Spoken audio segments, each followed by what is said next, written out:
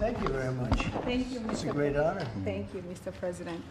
So as Caroline has mentioned, President, first of all, I want to let you know that I'm the only African reporter accredited here at the White House and cover for the entire continent. So I just arrived from Congo, Democratic Republic of the Congo, yesterday.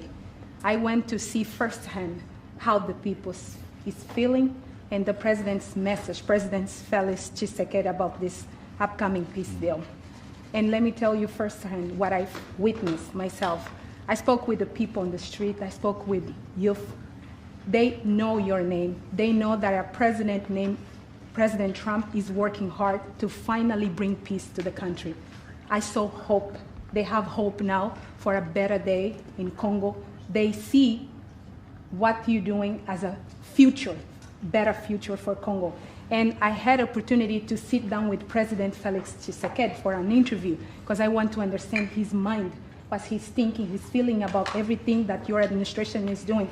And he told me firsthand that for many years, many American presidents overlooked this conflict. They didn't do nothing. Even myself, I cover President Biden's administration. I pressed many times about this conflict. People are dying in Congo. This country has so much potential, but they need help because this war is destroying the country. They never gave me any answer. And he told me, President Tshisekedi, that he's you have no idea, he's very thankful for what you're doing, for what your administration is doing. Not only him, the entire Congolese people, they see that finally they will have hope. And President Tshisekedi also mentioned at the end of my interview that when peace finally comes to the Democratic Republic of the Congo, he's thinking to nominate you as a Nobel Prize Peace because he said you deserve, you have been working to bring peace in the world, not only at the Congo, and he's very hopeful to meet you in the future. That's so nice, boy, and that's so beautifully stated. And Caroline said, number one, she did say, and I shouldn't say this because it's politically incorrect, she said, she's beautiful, and you are beautiful. Okay? I'm not allowed to say that, that could be the end of my political career, but I said it anyway. But you are beautiful, and you're beautiful inside. So I wish I had more reporters like you. So you covered Africa for a long time? Yes, for over 10 years. Wow. I cover even your first administration. Yes, I know that. That's great. Well, thank you. That's so nice that you said that. You. Appreciate it. And I have one more question, Mr. President. Since we know in July or in the future, both President of Rwanda and the Congo will be coming to the United States. In Africa, President João Lourenço, the president of Angola, he is also the leader of African Union. Good. He worked very hard to bring peace, but unfortunately... Let's get him here. Yes, that's okay. right. Would you invite him for me? Of course. Okay. Of course. No, we'll have. I know that he works very hard, and he's the head of essentially the union. So the union all over Africa, not the kind of union that we have. This is the union all over Africa, and I'd love to have him. So you'll let him know. Of course, Mr. President. Thank you very much. Thank you. Good. Now you go back to where you belong, right? That's great. That's a great job. It's real knowledge and real heart too. Congratulations. Okay. So we're here today to celebrate a glorious triumph, and that's what it is, for the cause of peace. And this is a long time waiting, the signing of a historic peace agreement between the Democratic Republic of the Congo and the Republic of Rwanda. The conflict has continued, and it's been going on for many, many years. It's been going from, I guess they say 30 years. The Great Lakes region of Africa for a long time, and maybe even time before that. How is the Great Lakes region? Must be beautiful, right? Beautiful, beautiful region, but they had a lot of war, right? A lot of fighting, a lot of death. It's displaced countless people and claimed the lives of thousands and thousands. But today, the violence and destruction comes to an end, and the entire region begins a new chapter of hope and opportunity, harmony, prosperity, and peace. That's been a long time waiting. I said, how long has the war been going? And a friend of mine who's very much involved said 30 years, and at least 6 million people were killed during that period of time. It's incredible.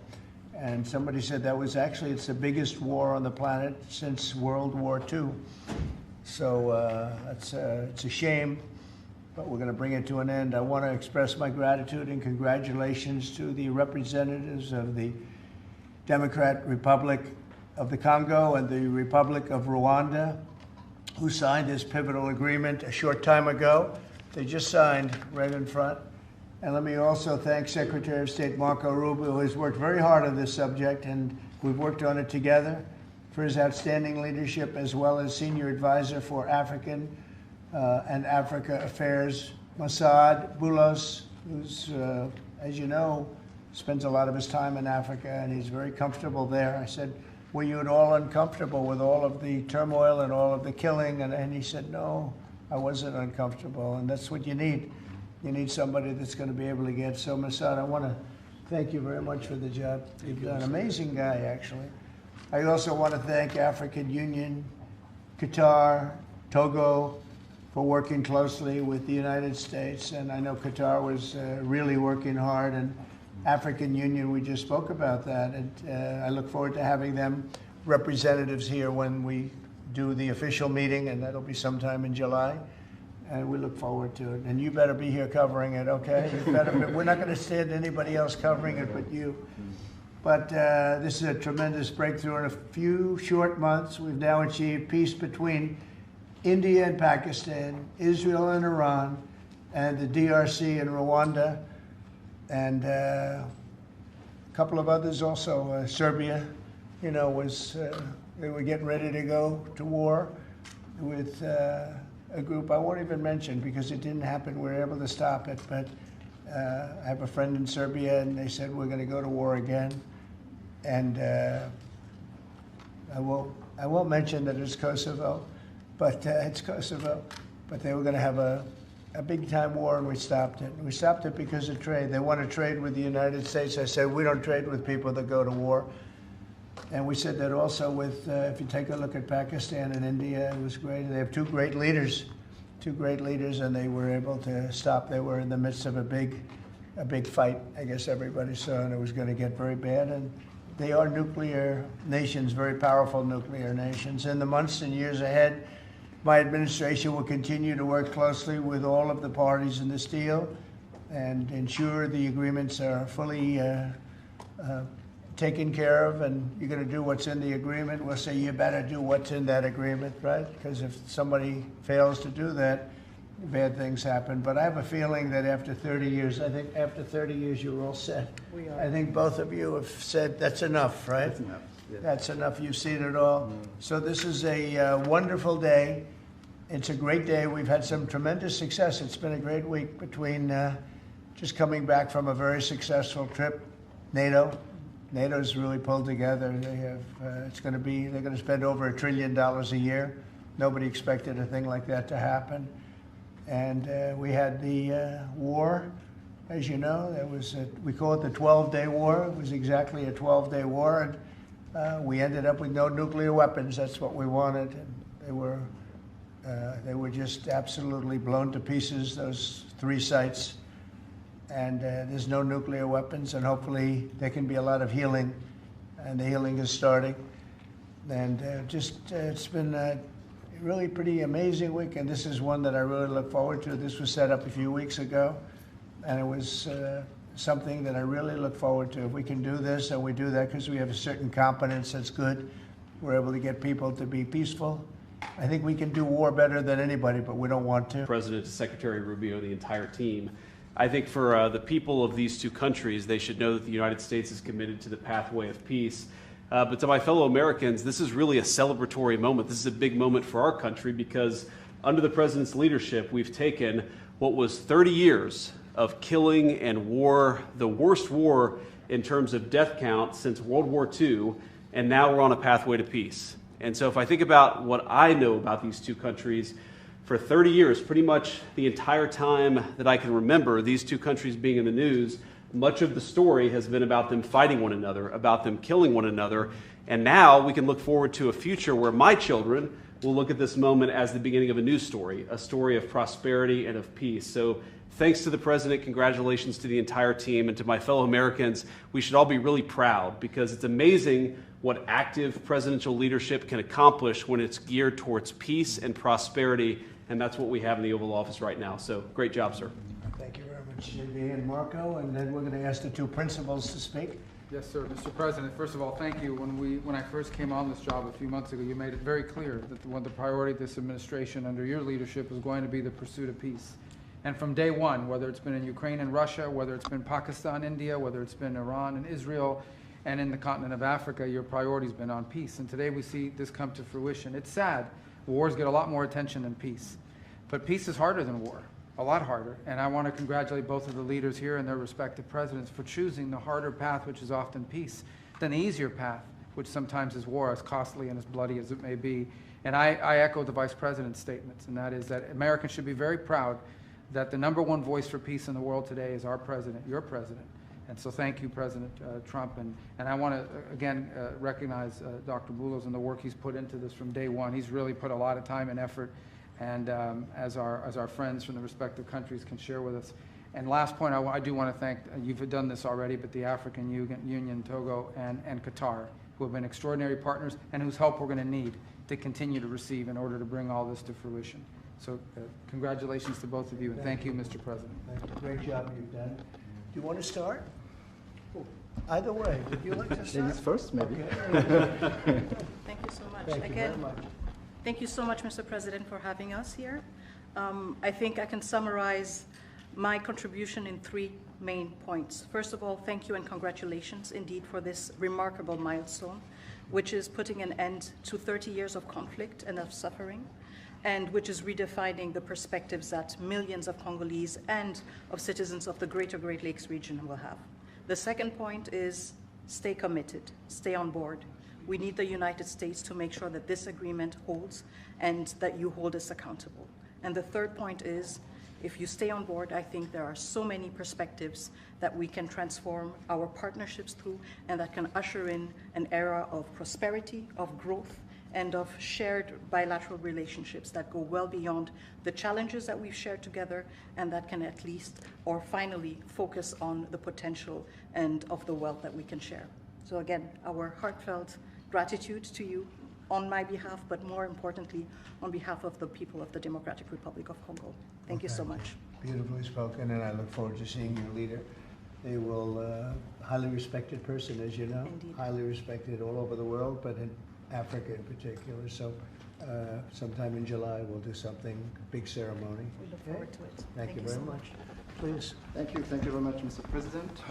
This is indeed a historical day because it's the signing of a peace agreement between Congo and Rwanda to end a conflict that has been going on for 30 years.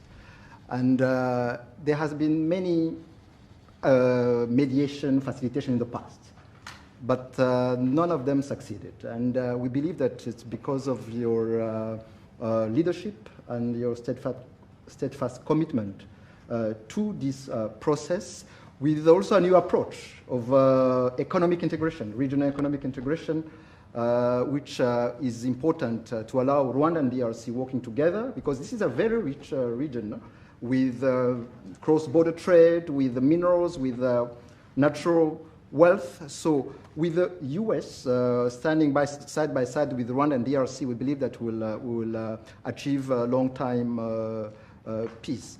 And we also believe that, as my colleague from DRC stated, it's important for the United States to stay committed, because today we signed, but now we need to implement what we have signed in order to open this new era you were talking about of prosperity, so that we can reap the economic dividend of peace. So for this economic integration framework to be implemented, it's important for the US to accompany the parties to implement what we have signed, because in the past we have signed so many agreements that were not implemented. And we are really, we believe that with your leadership, with the involvement of the United States administration, we will reach that goal. So thank you very much, Mr. President. Well, this will happen definitely. I can reach over. Do you want to just press them over to me? Sure. Let me have them. And I just wanted to give you each. These are your signed agreements. And we'll make sure that you follow through. We'll make sure you follow through. Yeah. We'll make sure that you follow through. Okay, that's for you. And we have one other thing that we're going to give, that we give to special people only. It's a coin, Thank you. and I hope you do that. I'm going to give you a second one for your leader. Oh, thank you very much. And likewise, we'll do that. These are serious coins. You don't want to lose them. You'll be very. I think that your reporter from Africa should get one. What do you think? Is she allowed? I saw. I think can photo yes. Are the reporters okay with it? Brian, yes? Darling, that's for you. Okay? You did a fantastic job. Thank you. And I heard you do a great job in covering everything. Thank you. And Mr. President, we actually have the pictures that you took earlier Oh, of let the me foreign see that. ministers here already. Thank you so much, Mr. President. Thank you. Let me see that. They're in this folder right here, sir. Okay, this one? Yes, sir. Oh, they look better than me. I don't like it. I don't like it. That's beautiful. That's very good. We have a good photographer. Beautiful. That's great. You better, I'll tell you, you better do the job here. We're going to come down hard. It's beautiful. Thank you very much. So we'll put them in. That's for you. I can do that. sir. That's for you. This is for the Congo. And what is it? For the Congo. Yes. Okay. Let's see, do we have two of them? I think so. He wouldn't give us one. He would have made a big mistake. Isn't that nice? That's for you. That's for you. Thank you, Mr. President. Thank you very much. And you're all set, and this is for you. You're going to Yes, get this. Good. Might as well hold it. Thank you so Thank much. you very much. Good luck. Thank you.